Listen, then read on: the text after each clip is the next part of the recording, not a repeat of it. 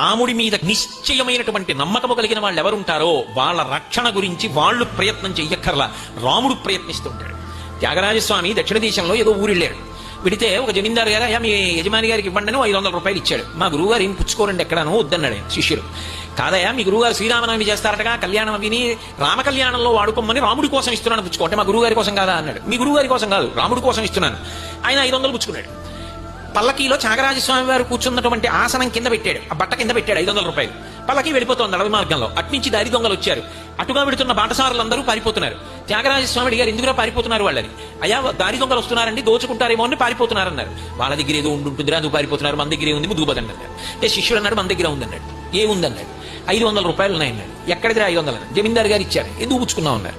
మీకోసం పుచ్చుకోవాలా, నా కోసం పుచ్చుకోవాలా? రాముడి కోసం పుచ్చుకున్నా, రామ కళ్యాణాన్ని. ఓహో, అయితే అది రాముడిదా?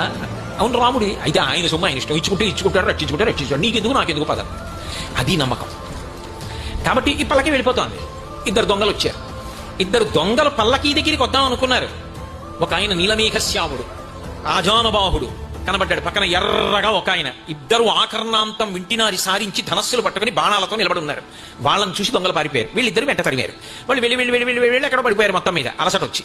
మర్నాడు పొద్దున్న రాత్రి ప్రయాణం ఎంతకని చేస్తారు, ఏ పదో అయిందో పెద్ద రావి చెట్టు కింద విడిది చేశారు త్యాగరాజస్వామి. మర్నాడు సంధ్యావందనం చేసుకుంటున్నారు. ఆ దొంగలు ఇద్దరు మళ్ళీ వచ్చారు, దొంగతనం కోసం కాదు. వచ్చి వాళ్ళు అన్నారు, అయ్యా నేను బుద్ధి గడ్డి తినో, అమృతం దాగో, మా అదృష్టం, మీ పల్లకీ దగ్గరికి వచ్చాను డబ్బుల కోసం. ఎవరో 2 మమ్మల్ని తరిమారండి, మీ పల్లకీ దగ్గర కాపలా కాస్తున్న వాళ్ళు.